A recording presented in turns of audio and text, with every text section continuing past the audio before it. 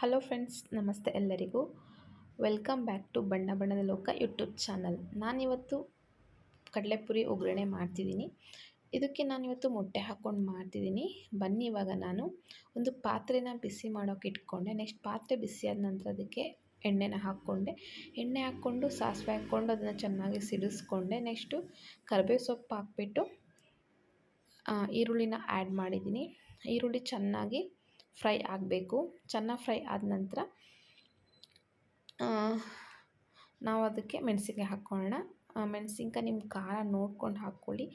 ಖಾರ ಜಾಸ್ತಿ ಬೇಕು ಅಂತಂದರೆ ಜಾಸ್ತಿ, ಇಲ್ಲ ಅಂತಂದರೆ ಕಡಿಮೆ, ಆ ಥರ. ಇದು ಚೆನ್ನಾಗಿ ಬಾಡಿಸ್ಕೊಬೇಕು. ನೆಕ್ಸ್ಟ್ ಇದಕ್ಕೆ ಸಣ್ಣದಾಗಿ ಹೆಚ್ಕೊಂಡಿರೋಂಥ ಟೊಮೆಟೊ ನಾನು ಸ್ವಲ್ಪನೇ ಯೂಸ್ ಮಾಡ್ಕೊಂಡಿದ್ದೀನಿ. ಸೊ ಟೊಮೆಟೊ ನಿಮಗೆ ಜಾಸ್ತಿ ಬೇಕನ್ಸಿದ್ರೆ ಜಾಸ್ತಿ ಕೂಡ ಹಾಕ್ಕೋಬೋದು. ನಾರ್ಮಲಾಗಿ ಎಲ್ಲರ ಮನೆ ಕಡಲೆಪುರಿ ಉಸ್ಲಿ ಮಾಡ್ತಾರೆ. ಇಲ್ಲಿ ನಮ್ಮ ಕಡೆ ಹಾಸನ ಸೈಡ್ಗಿಂತ ಉತ್ತರ ಕರ್ನಾಟಕದಲ್ಲಿ ಜಾಸ್ತಿ ಮಾಡೋದು. ಅದಕ್ಕೆ ಸೂಸ್ಲಾ ಅಂತ ಹೇಳ್ತಾರೆ. ನೆಕ್ಸ್ಟ್ ನಾನು ಇದಕ್ಕೆ ಇಲ್ಲಿ ಉಪ್ಪು ಹಾಕ್ಕೊಂಡೆ. ಯಾಕಂತ ಹೇಳಿದರೆ ಉಪ್ಪು ಹಾಕಿದ್ರೆ ಸ್ವಲ್ಪ ಅದೆಲ್ಲ ಬೇಯುತ್ತೆ ಅಂತ ಹೇಳಿ.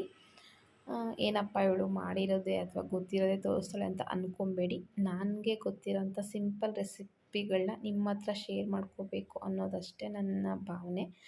ಮೊದಲಿಂದ ನನಗೆ ಕುಕ್ಕಿಂಗಲ್ಲಿ ತುಂಬ ಇಂಟ್ರೆಸ್ಟ್ ಇತ್ತು, ಬಟ್ ನಾನು ಈ ಥರ ಯೂಟ್ಯೂಬಲ್ಲೆಲ್ಲ ಹಾಕಬೇಕಂತ ಏನೂ ಪ್ಲ್ಯಾನ್ ಇರಲಿಲ್ಲ. ಸೊ ಇವಾಗ ಸುಮ್ಮನೆ ಒಂದು ಸಣ್ಣ ಪ್ರಯತ್ನ ಮಾಡ್ತಿದ್ದೀನಿ, ಸಪೋರ್ಟ್ ಮಾಡಿ. ನೆಕ್ಸ್ಟ್ ಇದಕ್ಕೆ ನಾನು ಮೊಟ್ಟೆನ ಹಾಕ್ಕೊತಾ ಇದ್ದೀನಿ. ಮೊಟ್ಟೆನ ಹಾಕ್ಕೊಂಡು ಚೆನ್ನಾಗಿ ಅದನ್ನು ಮಿಕ್ಸ್ ಮಾಡ್ಕೊಳ್ಳೋಣ.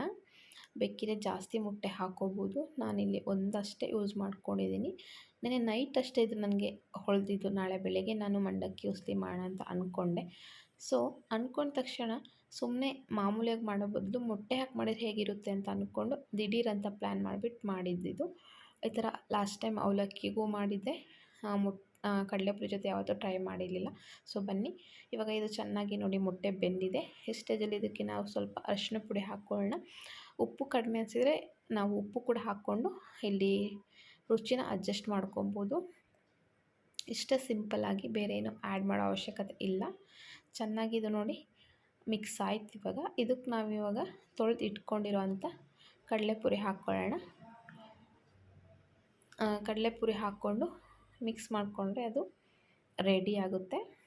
ಇದು ತುಂಬ ಟಿಫನ್ಗಂತೂ ತುಂಬ ಚೆನ್ನಾಗಿರುತ್ತೆ. ಮೊಟ್ಟೆ ಹಾಕಿರೋದ್ರಿಂದ ಮಕ್ಳಿಗೂ ತುಂಬ ಇಷ್ಟ ಆಗುತ್ತೆ.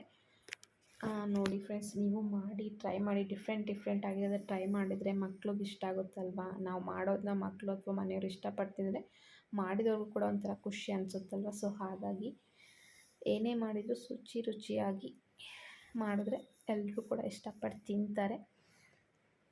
ಬಟ್ ಒಂದೇ ರೀತಿ ಮಾಡೋ ಬದಲು ಹೊಸ್ದಾಗಿ ಟ್ರೈ ಮಾಡ್ತಾಯಿದ್ರೆ ಅವ್ರಿಗೂ ಇಷ್ಟ ಆಗುತ್ತೆ ಅಲ್ವಾ.